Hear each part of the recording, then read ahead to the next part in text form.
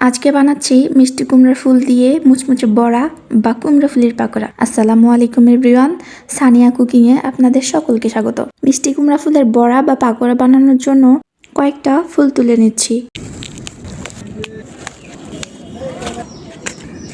এই তো গাছ থেকে কয়েকটা তাজা ফুল ছিঁড়ে নিলাম। এরপর ফুলের রেণুগুলোকে ফেলে দিব এবং পিছনের শক্ত অংশগুলোকে ছিঁড়ে ফেলবো। এই পর্যায়ে একটা বাটিতে 2 কাপ চালের গুঁড়া দিয়ে দিচ্ছি।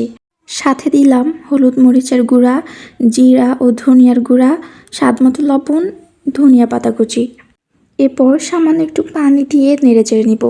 এরপরে দিয়ে দিচ্ছি আদা ও রসুন বাটা। আবারও একটু পানি দিয়ে একটা ব্যাটার বানিয়ে নিব। ব্যাটারটা বানানো হয়ে গেলে মিষ্টি কুমড়ার ফুলগুলো দিয়ে দিব। মিষ্টি কুমড়ার ফুলগুলোকে আমি অফ ক্যামেরায় ধুয়ে নিয়েছি। এখন ফুলের সাথে ব্যাটারগুলোকে ভালোভাবে নাড়াচাড়া করে লাগিয়ে নিতে হবে। এরপরে ফ্রাই প্যানের মধ্যে তেল গরম করে এগুলোকে হালকা আঁচে ভেজে নিতে হবে। আমার ভিডিওগুলো আপনারা কে কোথা থেকে দেখছেন অবশ্যই কমেন্ট করে জানাবেন। আর আমার পেজে নতুন হয়ে থাকলে অবশ্যই লাইক, কমেন্ট এবং ফলো দিয়ে পাশে থাকবেন। মিষ্টি কুমড়া ফুলের বড়া বা কুমড়া ফুলের পাকোড়া ভাজা হয়ে গেলে এগুলোকে তুলে নিতে হবে। আশা করি মিষ্টি কুমড়া ফুলের এই বড়ার রেসিপিটা আপনাদের কাছে অবশ্যই ভালো লেগেছে।